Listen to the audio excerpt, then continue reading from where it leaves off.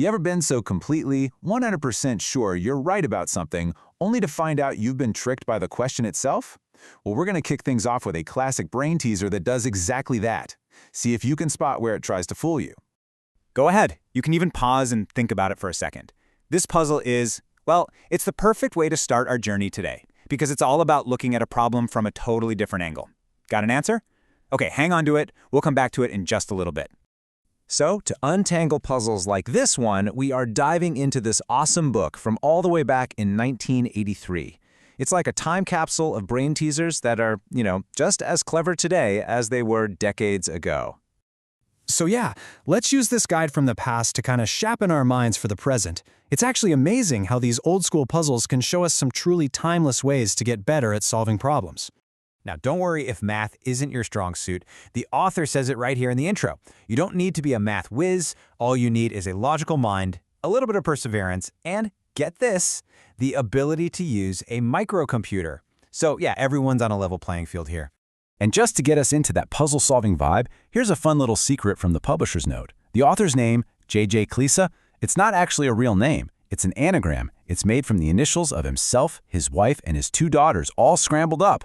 I mean, a puzzle before you even start page 1. How cool is that? Okay, time to solve the mystery of that missing pound. Did you figure it out? See, the trick was never in the numbers. It was in the story. The question wants you to add the waiter's 2 pounds to the 27 the men paid. But that's just wrong. The 27 pounds the men actually paid already includes the waiter's tip. The real math is this. Take the 27 pounds they paid and subtract the 2 pounds the waiter kept. What do you get? 25 pounds. Exactly what the manager received. It's just a brilliant, brilliant piece of misdirection. And that whole puzzle right there perfectly sets up our first big lesson. Sometimes the answer isn't hiding in the numbers at all. It's hiding in the words. You got to learn to deconstruct the language. All right, here's another one that's all about the wording. 2 coins, they add up to 55p, but one of them is not a 50p piece. So, what are they? Your first reaction is probably, wait, that's impossible, right? And boom, there's that aha moment. The answer is a 50p coin and a 5p coin. The puzzle sneakily says one of the coins isn't a 50p, and it's right, the 5p coin isn't, but it never said the other one couldn't be. Our brain just hears the word not and immediately writes off the 50p coin entirely. It is such a classic language trap. Okay, so we've seen just how crucial the right words are, but what happens when the answer isn't in the words at all? For lesson 2, we need to take a big, creative leap and imagine the world that exists beyond the words on the page. Okay, check this one out. From a pure survival point of view, this makes 0 sense. A train is barreling down on you. Why on earth would you run towards it?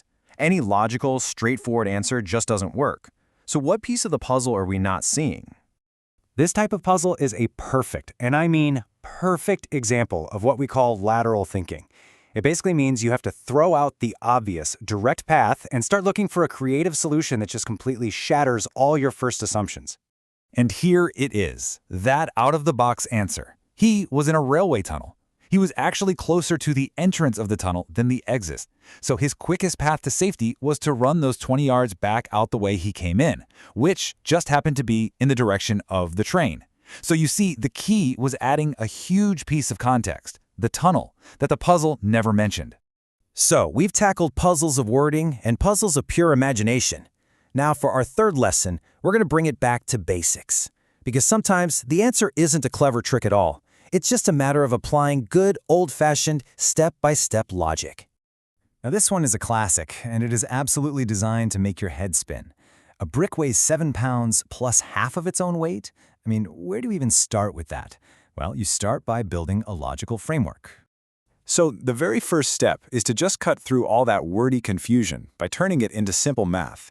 Instead of saying a brick, let's just call its weight B. And just like that, we have a solid variable we can actually work with. And once you do that, the problem becomes surprisingly easy. The whole sentence, a brick weighs 7 pounds plus half a brick, becomes this simple equation. B equals 7 plus B divided by 2. From here, it's just basic algebra. If you subtract half a B from both sides, you're left with half a B equals 7. And if half a brick is 7 pounds, well, it stands to reason that a whole brick must be 14 pounds. So once we know a full brick is 14 pounds, the original question is a piece of cake. A brick and a half is just 14 plus 7, and that gives us our final answer, 21 pounds. See? No trick, just pure, beautiful logic. So after exploring misdirection, creative leaps, and pure logic, you're now armed with a pretty powerful new mental toolkit for solving problems. Let's just do a quick recap of those tools. So here's your toolkit.